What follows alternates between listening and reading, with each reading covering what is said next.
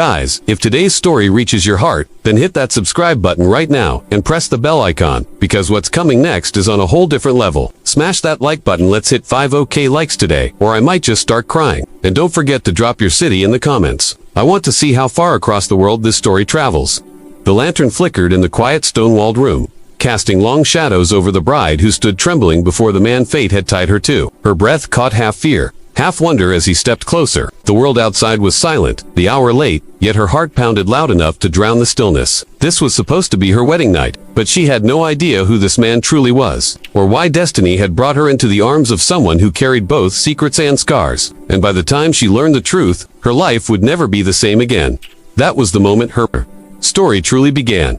Chapter 1. The night wind whispered through the cracks of the old Highland Inn, carrying the scent of heather and rain. Elora stood by the narrow window, watching the moonlight spill across the endless fields, trying to steady her own shaking hands. Hours earlier, she had been a woman with plans, with a future she thought she could predict. Hours earlier, she had been promised to someone else, someone safe, someone familiar. But fate, as always, had its own way of unthreading the tapestry. She tried so carefully to weave. She hadn't meant to cross paths with the man they called Rowan Mac, the one whispered about in taverns and battle camps. A man said to have survived more wars than anyone should. A man whose eyes held storms. But when the English troops ambushed her village road, hunting for rebels and traitors, Rowan had appeared like a shadow breaking from the trees. One look at her scared, alone, and he acted. He had pulled her onto his horse, shielded her with his own body, and vanished into the forest before anyone could take her. By the time dawn broke, the two of them had crossed the border into clan territory, where Rowan's name was both protection and danger. Whispers spread, a woman traveling alone with a warrior, a misunderstanding.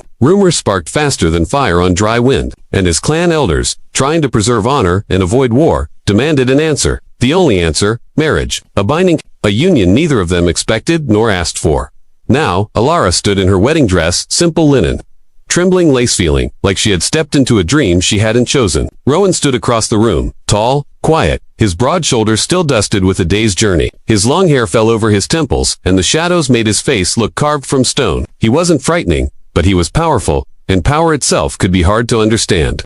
"You don't have to fear me," he said finally, voice deep and rough as the mountains. He stayed where he was, giving her space. "This marriage wasn't my wish, but I won't hurt you." Ilara swallowed. I know. But she didn't know. How could she? Her heart thudded painfully, torn between gratitude and confusion. This man had saved her life, yet now she was bound to him in a way no one could undo. He moved closer, slow, deliberate, not claiming her, not reaching for her, just stepping into the low amber glow of the lantern so she could see him clearly. There were scars on his jaw, faint lines of past battles. His eyes gray like a storm-heavy sky held something she didn't expect. "Gentleness. You should sit," he said quietly. "You're shaking." Alara did. On the edge of the small bed, she gathered her dress and pushed back her loose hair, trying to breathe. Rowan knelt on one knee, in front of her, not to claim her, but to be at eye level to ease her fear. "You were brave tonight," he murmured. "Most would have lost themselves in panic." "I did panic," she said, breathless. "You just didn't see it. I saw enough." His voice softened. "And I won't force you into anything tonight." Her eyes snapped to his. "Nothing, nothing," he promised, and she believed him. For the first time since the chaos began, a single thread of safety wound itself around her heart. She didn't know this man, but something deep within told her he spoke truth. The wedding night passed with quiet conversation instead of touch, with stories instead of demands. Rowan told her about his clan, his battles, the price of being a warrior. Alara shared the small joys of her life, her family's bakery, her love for sketching, the dreams she had tucked away since childhood, somewhere between his quiet laughter and the steadiness in his eyes. She felt something shift inside her, something terrifying, something hopeful. She wasn't falling for him. Not yet, but she was falling into trust. And that was the beginning of everything. Chapter 2. Morning broke with a soft golden light spilling over the hills. Alara woke to the distant sound of bagpipes echoing through the valley and the warmth of the sun against her face. Rohan was already awake, sitting near the window, sharpening his blade with slow, controlled movements. Not with violence, just routine, discipline. She watched him silently, studying the way the early light shaped his silhouette, tracing a quiet strength she hadn't noticed before. "You sleep lightly," he said without turning. "You make enough noise to wake the mountains," she replied, surprising herself with the tease. Rowan paused, then chuckled, a deep sound that warmed something inside her chest. For a moment, the room didn't feel like a cage or a mistake. It felt alive, but the peace shattered quickly. A loud knock rattled the door. Rowan was on his feet instantly, blade in hand. Elara's breath hitched as he opened the door a crack. A young soldier from the clan stood there, breathless. "They found her," the boy said. The English, they know she's here. Ilara's stomach dropped. Rowan didn't hesitate. Pack what you can, he ordered her gently but firmly. We leave now. But your clan, they will protect themselves. My duty is you. Those words hit harder than she expected. They rode fast through the glen, Rowan keeping her shielded behind him. The air grew sharp with danger. Voices echoed through the trees. English soldiers closing in. Ilara clung to him, heart pounding. When the soldiers finally cornered them on the edge of a cliff. Ilara felt fear swallow her whole, but Rowan didn't flinch. Do you want her? He roared. You'll go through me.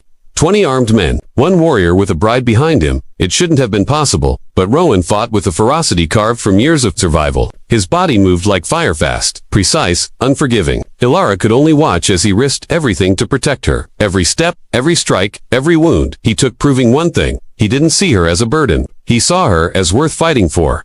When the last soldier fled down the rocky path, Rowan stumbled, breath ragged, arm bleeding. Ilara rushed to him. You're hurts it, please. He caught her shaking hands. Are you safe? Yes, she whispered. Because of you. The emotion in his eyes was raw, real and vulnerable and helada. He said quietly, I don't know what this marriage will become. I don't expect your love. I don't even expect forgiveness for dragging you into my world. But I swear you this, I will protect you. As long as I breathe. Her heart trembled not from fear, but from something deeper. She touched his cheek, gentle but certain. Rowan, I'm not afraid of you anymore.